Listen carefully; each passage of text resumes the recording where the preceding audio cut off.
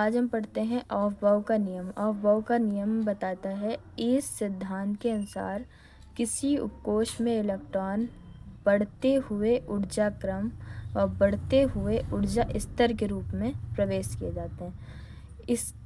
इस नियम के अनुसार ही हम किसी भी एटम या किसी भी कंपाउंड का कॉन्फ़िगरेशन करते हैं।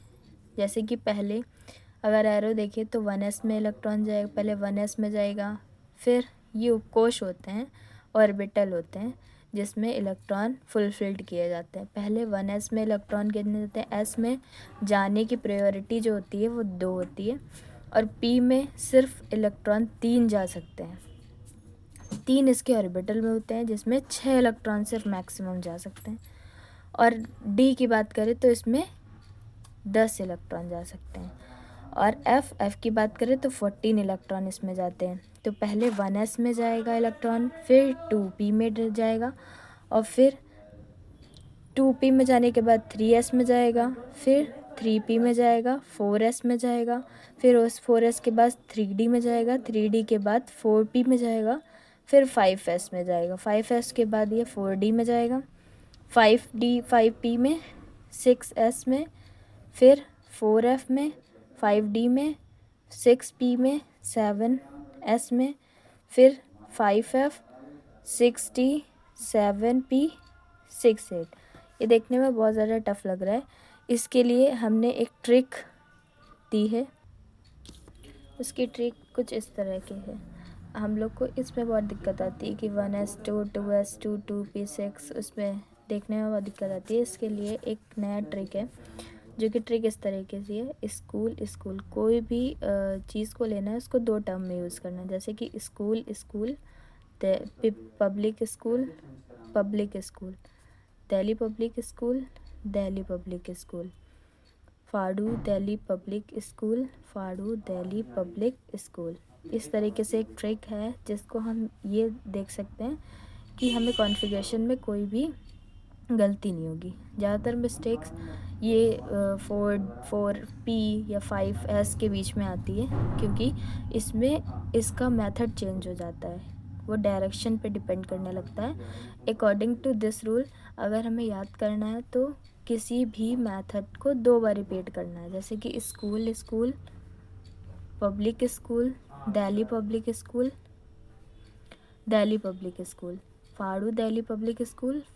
फाड़ू दिल्ली पब्लिक स्कूल। इस तरीके से इसके ट्रिक को फॉलो कर सकते हैं। इसके लिए कॉन्फ़िगरेशन करने के लिए देखिए, जैसे कि हमने ये सोडियम है, इसका 11 होता है परमाणु क्रमांक, एटॉमिक नंबर। तो इसका कॉन्फ़िगरेशन किया है तो कुछ इस तरीके से है 1s2, 2s2, 2p6, 3s1। क्योंकि इसमें 11 कंपाउंड्स 11 एटम्स हैं, 11 इसका एटॉमिक नंबर है। तो इसके अकॉर्डिंग टू दिस रूल ये बोल रहा है कि इसके अकॉर्डिंग हमें कॉन्फ़िगरेट करना है इसको। तो कॉन्फ़िगरेशन के लिए सबसे मोस्ट इम्पॉर्टेंट होता है हमें फर्स्ट पार्ट को, जैसे कि स्कूल दिल्ली पब्लिक स्कूल, ऐसे हम लोगों ने पढ़ा। तो इस हिसाब से इसमें देखो स्कूल मतलब पहले आ जाएगा 1s, फिर 2s, 2p, 3s1। कुछ इसके एक्सेप्शंस रूल भी होते हैं कि इसमें ह्यूहन रूल फॉलो करता है, तो अभी एक्सेप्शंस के बारे में बताते हैं। अब देखिए, हमें अगर 30 तक सिर्फ पीरियोडिक टेबल देखें उसमें 2 एक्सेप्शंस हमें मिलते हैं मोस्टली। एक कॉपर जिसका एटॉमिक नंबर 24 होता है एंड क्रोमियम जिसका 24 होता है, कॉपर 29 होता है। ये दोनों ही एक्सेप्शंस है जो कि ऐसा माना जाता है इसमें इलेक्ट्रॉन लास्ट सेल में फुलफिल्ड हो जाता है। जैसे कि इसमें अकॉर्डिंग टू दिस रूल कि यहाँ पर 4s2 होना चाहिए था और यहाँ पे 3d कितना देखिए, यहाँ पर हो गया 10 आपके पास, 16, 18, ये 20 हो गया, मतलब यहाँ पे 4 आना चाहिए था। लेकिन यहाँ पे 4 ना आके यहाँ पे 5 आएंगे, जिससे ये पास वाले से 1 इलेक्ट्रॉन ले लेते हैं और इसमें हम लोग 5 लिख देते हैं कि इसमें ये फुलफिल्ड, लास्ट सेल में इलेक्ट्रॉन फुलफिल्ड हो जाए। अगर हम कॉपर की वही बात करते हैं तो कॉपर में भी बस वही अकॉर्डिंग रूल फॉलो होता है। यहाँ पे आना चाहिए था 9, लेकिन यहाँ पे 9 नहीं आता। यहाँ पे 9 ना आकर यहाँ पर इसका 1 इलेक्ट्रॉन कम हो जाता है और इसका 1 इलेक्ट्रॉन बढ़ जाता है, मतलब यहाँ पे हो जाएगा 10। अब इसको गिनिए, ये हो गया 10, 16, 18, एक 19, 19, 10, 29। मतलब ये एक्सेप्शंस रूल हैं, ये दोनों ही क्या हैं,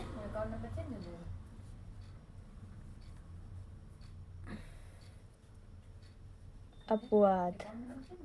ये अपवाद है, मतलब ये एक्सेप्शंस है दोनों ही, जो कि लास्ट सेल में ऐसा किसी में भी फॉलो नहीं होता है। अकॉर्डिंग सिर्फ कॉपर एंड क्रोमियम, दो ऐसे कंपाउंड्स हैं जिसमें ये फॉलो होता है कि इसमें लास्ट सेल में फुलफिल्ड इलेक्ट्रॉन्स होने चाहिए और इसके पास वाले से इलेक्ट्रॉन को ले लिया जाता है। अब सीखते हैं कि इस किस में कितने इलेक्ट्रॉन फिल करने होते हैं। जैसे कि एस की बात करें तो एस में सिर्फ हम 2 इलेक्ट्रॉन को ही फिल कर सकते हैं। और वही पी की बात करें तो पी में हम लोग 6 इलेक्ट्रॉन, एक ऊपर की तरफ इसका एक एरो होगा, एक नीचे की तरफ, इसको बोलते हैं पी एक्स, पी वाई और पी जेड। 3 होते हैं, मतलब डायमेंशनल होता है। अगर डी की बात करें तो डी में हमारे इलेक्ट्रॉन होते हैं 10। तो पहले सब में एक एक फिल कर लिया जाता है according to Hund rule. Hund rule में बोलता है कि सबने पहले 1 1 फिल करने के बाद ही हम उसकी पेयरिंग करते हैं। सबसे स्टेबल भी कौन सा होता है, जो अनपेयर्ड इलेक्ट्रॉन होता है।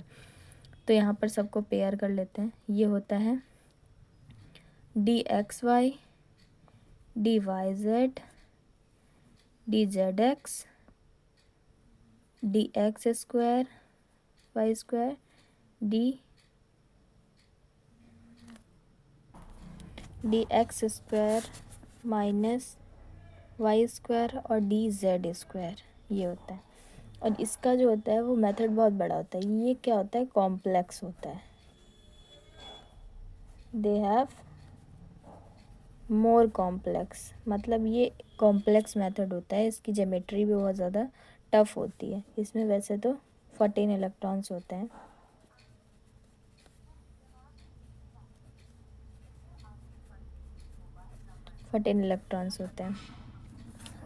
हुंड रूल के अकॉर्डिंग हम चीज़ों को फिल करेंगे कि पहले 1 1 पेयर्ड इलेक्ट्रॉन फिल कर लेंगे, उसके 1 1 अनपेयर्ड इलेक्ट्रॉन देंगे, फिर उसके बाद फिर उसमें 1 1 इलेक्ट्रॉन पेयर वो करेंगे, पेयरिंग करेंगे।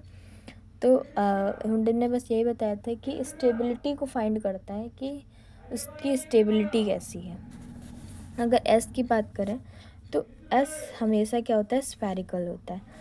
और डी की एफ की बात करें तो ये हमेशा डम्बल्ड होता है, डम्बल की तरह दिखता है। अगर पी की बात करें तो ये डबल डम्बल्ड लगता है, ऐसा कुछ। और इसको हमेशा हम बोलते हैं more complex, is the more complex होता है। लेकिन ये 3D में होता है। ये सब, इन सब को बनाना आसान है, लेकिन अकॉर्डिंग टू इसको बनाना थोड़ा सा टफ रहता है क्योंकि ये कॉम्प्लेक्स होता है। तो इसका स्फेरिकल हो गया, इसका डम्बल्ड हो गया और इसका डबल डम्बल्ड हो गया। Thank you.